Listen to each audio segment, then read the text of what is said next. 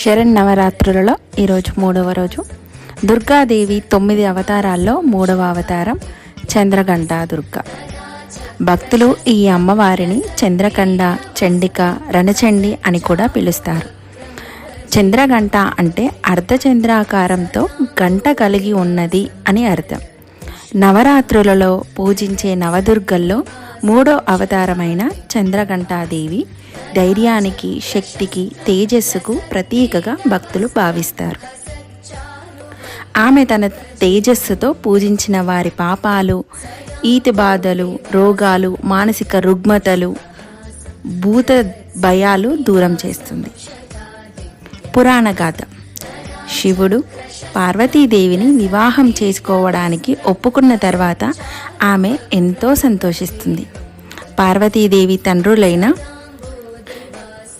మేనకాదేవి, హిమవంతులు కూడా పెళ్లికి అంగీకరిస్తారు. పెళ్లి రోజున శివుడు దేవతలతోనూ మునులతోనూ తన గణాలతోనూ శ్మశానంలో తనతో ఉండే భూత ప్రేత పిశాచాలతోనూ తరలి విడిదికి వస్తాడు. వారందరినీ చూసి పార్వతీ తల్లి మేనకాదేవి కళ్ళు తిరిగి పడిపోతుంది. అప్పుడు అమ్మవారు చంద్రఘంటాదేవి రూపంలో శివునికి కనిపించి తమ కుటుంబం భయపడకుండా ఉండేలా తన వేషం మార్చుకోమని ఆయనను కోరుతుంది. అప్పుడు శివుడు రాజకుమారుని వేషంలో లెక్కలేనన్ని నగలతో తయారవుతాడు. అప్పుడు ఆమె కుటుంబ సభ్యులు, స్నేహితులు, బంధువులు భయం పోయి శివుణ్ణి వివాహానికి ఆహ్వానిస్తారు. ఆ తర్వాత శివపార్వతుల వివాహం చేసుకుంటారు. అలా ప్రజల భయాన్ని పోగొట్టేందుకు అమ్మవారు మొదటిసారి ఇలా చంద్రఘంట అవతారం ఎత్తింది. శివపార్వతుల కుమార్తె కౌశికాదేవి దుర్గాదేవిగా జన్మించింది.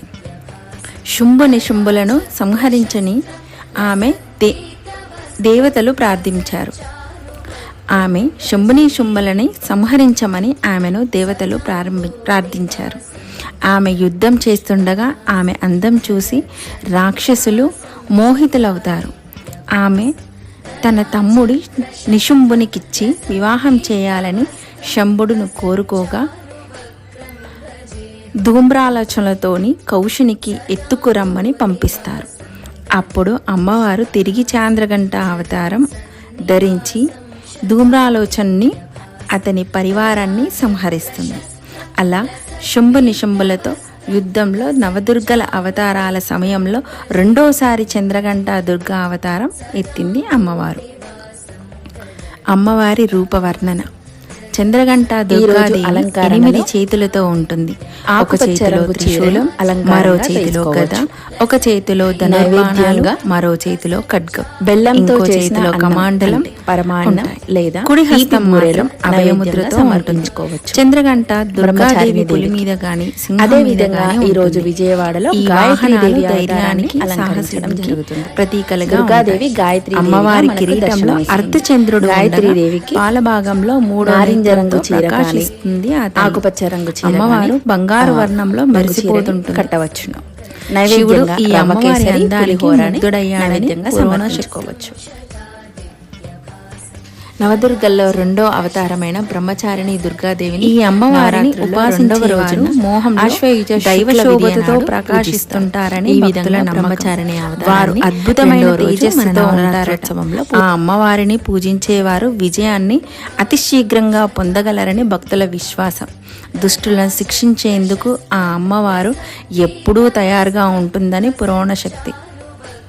అలాగే తన భక్తులకు ప్రశాంతత, జ్ఞానం, ధైర్యం ప్రసాదిస్తుందని కూడా ఈ అమ్మవారు. రాక్షసులతో యుద్ధం చేసే సమయంలో అమ్మవారి చేతిలోని గంట భీకరమైన శబ్దం చేసిందట. కొందరు రాక్షసులకు ఆ గంట నినాదానికి గుండెల విసియాడి దేవి పురాణం చెబుతుంది.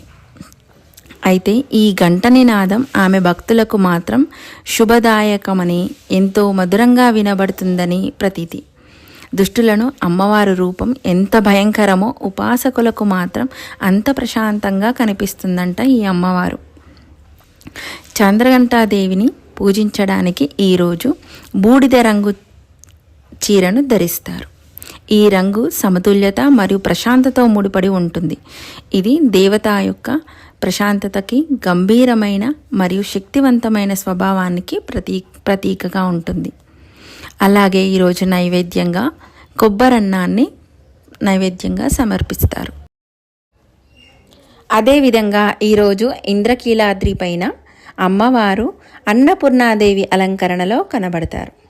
అమ్మవారికి పసుపు రంగు చీరను ధరిస్తారు. పసుపు రంగు చీర వర్ణంతో అమ్మవారిని అలంకరణ చేస్తారు. అదేవిధంగా ఈరోజు నైవేద్యంగా కొబ్బరన్నాన్ని ప్రసాదంగా ఇస్తారు.